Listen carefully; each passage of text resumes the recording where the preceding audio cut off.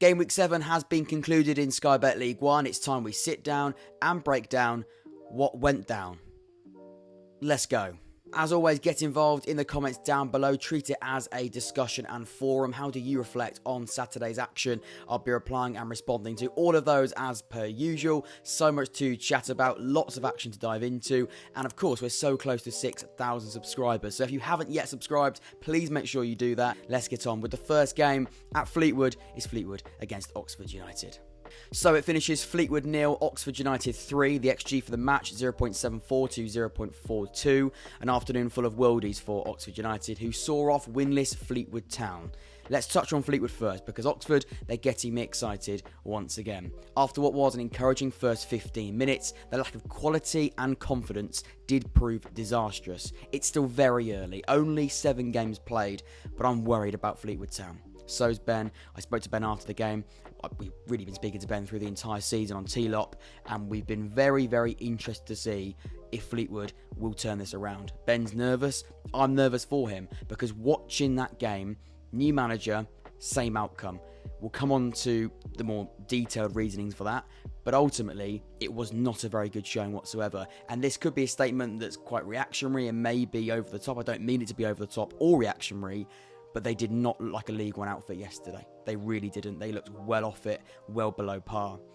For Oxford, it's still a fantastic result. Of course it is. Whoever you play, you've got to beat what's in front of you. And Fleetwood weren't fantastic, but Oxford made sure they got the job done. And it was the perfect result after the disappointment before the international break. Losing to Port Vale, which was a very, very strange game, a bizarre match, discipline issues, a huge reason why we left disappointed before the break. But the perfect response, the perfect way to come back after a convincing 3 points on the road.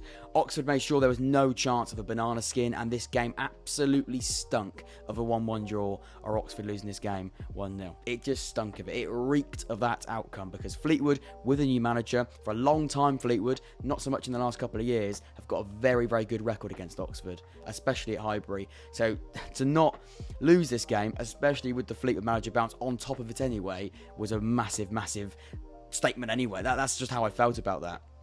But we were great at not allowing Fleetwood to gain any rhythm, and once we did gain some rhythm, we took those chances. Something that last season, as we mentioned, on a broken record on that sort of statement, when we do have those moments when you are in control of the game, make sure you make them pay. Make sure you don't rue any chances come the end of the match. Potentially 2 goal of the season contenders as well. Go and watch those Oxford goals, the first one and the last one. Even Billy Bowden's second strike isn't a bad one whatsoever. It's a good half volley. But the first 2, Stanley Mills, a rocket, and Edwards, another rocket as well. Those are 2 incredible, incredible goals. You can see on the screen now the graph brought to you by SofaScore. The early Fleetwood possession is shown, but once Oxford found their groove, they took their chances. So important. The timing was perfect. When we got hold of the ball, when we found our rhythm, we took those chances.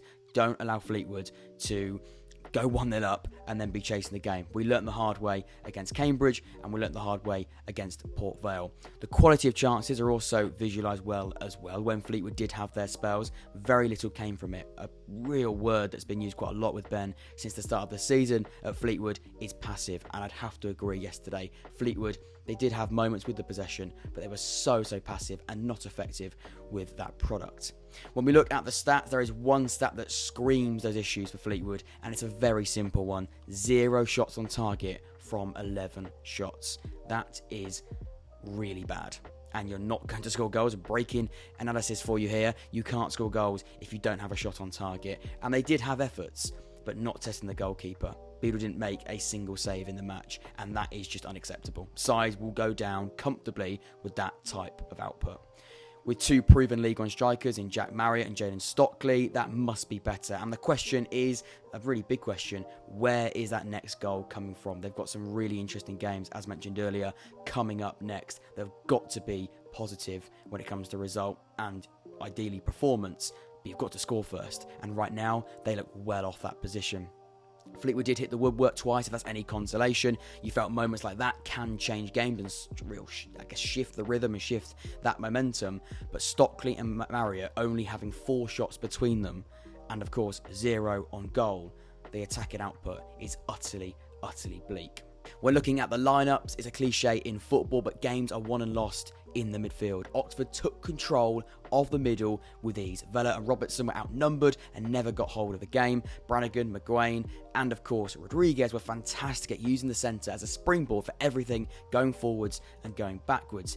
Getting the ball into those wide areas was so important. Mills and Edwards, that raw pace, the drive at fullbacks was crucial. Of course, both those wingers scored on the afternoon as well. 2 chances created, 2 passes into the final third between those 2 wide players is a great example of that constant threat. When summing up and giving my final points on the game, when you feel it couldn't get much worse for Fleetwood, it did, but these next 3 games are season defining already. I can't believe I'm using those words after 7 games, but Fleetwood have got some season defining fixtures coming up. Burton, Leyton Orient and Cheltenham. Those games have got to be positive outcomes. I think you've probably got to win 2 out of those 3 matches. For Oxford, it was goal of the season central, really, wasn't it? That's what won us the game. Efforts that last season we wouldn't even have tried. And that's the difference between last season and this season. We're confident, and confidence is so important. As Fleetwood saw when they went 1-0 down, it was just sapped out of them. There's a big difference right now between these 2 sides. And if I was Ben, I would be concerned. Up next, we have Stevenage 1, Charlton 1. The XG 0.71 to 1.42. The non-penalty XG was 0.71 to 0.63. Was it an outstanding new manager bounce for Charlton? Probably not. But it's a point at Stevenage, who won't lose many games at home this season. Starting with Stevenage, the officials will be very frustrating for both sides, and they did frustrate both sides. But that aside, Stevenage did let the game, I felt, slip away in that second half. The control in the first half was brilliant and forced Charlton to chase the game, but the fluid nature of their performance did crumble away after the break. For Charlton, the improvement in energy in that second half will be encouraging, but let's be honest, it couldn't have got much worse. The creativity still wasn't there. The attacking identity will take time, but needs a lot of work, and I'm sure Michael Appleton will know that. You do need more than that display in the second 45 to be successful in League One, and Charlton fans know full well that is an absolute fact. Let's look at the bar here. Straight away, the height of the bars speak volumes. The end product and creative spark was lacking for both sides. The Stevenage dominance in the first half is visualised, followed by the flurry of efforts from Charlton after the break. You can see when we look at the statistics as well. The big concern for Charlton, it's a very big concern, 1 shot on goal, and that only being the penalty that of course was converted in injury time. In the first half, they managed just 2 shots. It felt really desperate when that flurry did come along. They had to put Stevenage under pressure, I get that, but the wayward attempts was their only method of doing so. And that's where I come back to the idea of identity and the need for an identity that will require patience, and it's not a good word in football. Fans don't like hearing that word, especially with the expectation that Charlton do have. But it's clear, going forward, and I mean, they did concede, but especially going forward, there's a lot of work that needs to be done on the training ground. Stevenage created 2 big chances across the 90 and really should have killed the game off with another Reed goal in that second half. When summing up and giving my final points on the match, Charlton won't be a quick fix. Michael Appleton will need time. It's not what the fans want to hear, but a new identity needs to be created. Identities are not built overnight. For Stevenage, the final outcome will be frustrating considering the first half display, but it finishes Stevenage 1, Charlton 1. The points are shared. So it finishes Reading 2, Bolton 1. The XG for the match 1.06 to 1.32. It's a fantastic late win for Reading, who continue their great home form this season. Touching on Reading first, all 3 wins have come from home games, and this could be the biggest one yet. The never die nature was there for everyone to see yesterday. The intention to not just draw the game, but to win it was so important. As for Bolton, just when you thought the clinical edge looked improved, Bolton put in that display. How many times did we say last season, are Bolton trying to win this game by only scoring once? Time and time again, they will be, and they have been, punished. 1 step forward, 2 steps back, a scary element of deja vu. Let's touch on the graph in front of you here. It's clear how patchy Bolton were yesterday. They never found a consistent rhythm, and you'd say both Reading grew into the game and Bolton got progressively worse. The last 30 minutes is what transformed that Reading afternoon. The attempt to swarm Bolton worked perfectly, and they just couldn't adjust. When looking at the stats, it felt like a game of 2 halves. Reading only had 1 shot in the first half, Bolton only had 1 shot in the second half, but the output from the home side is what made the difference. In the second half, Reading almost surprised Bolton and smelt blood, only being 1-0 down. Bolton very rarely concede the majority of the ball, but the home side played them at their own game in the second half, dominating, outplaying and outscoring the Wanderers. Let's touch on the shot map, because I think the change in Sellett's approach is viewed well when looking at these maps here. Look at the difference in product inside the penalty box between the 2 halves. Reading actually increased their XG from 0.24 to 0.81 after the break. A real clear difference when looking at the area and the amount of shots inside that 18-yard box.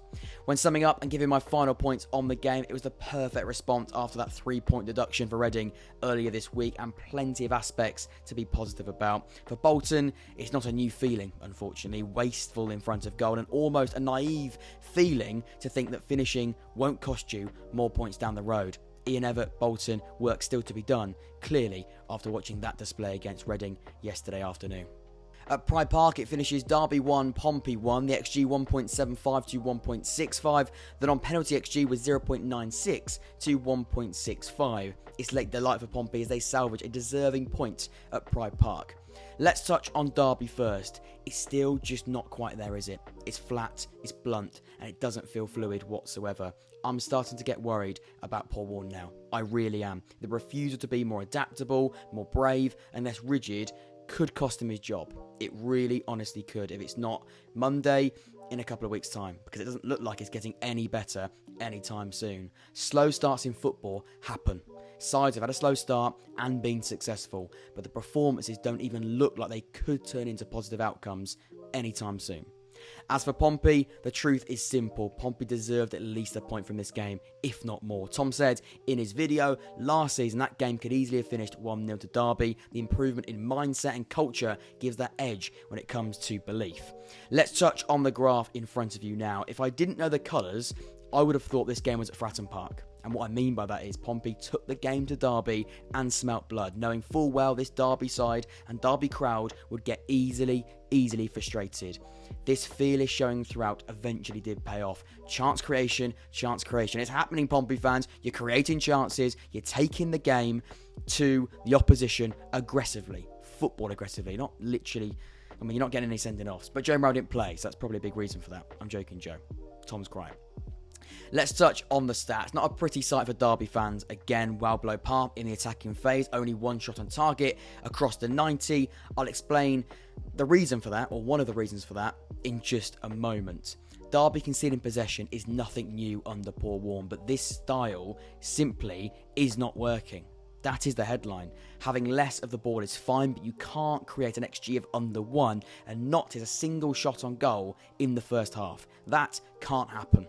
You can't have less of the ball and not create a thing, because you're going to lose loads of games. It's very, very simple. You're not going to win games whatsoever.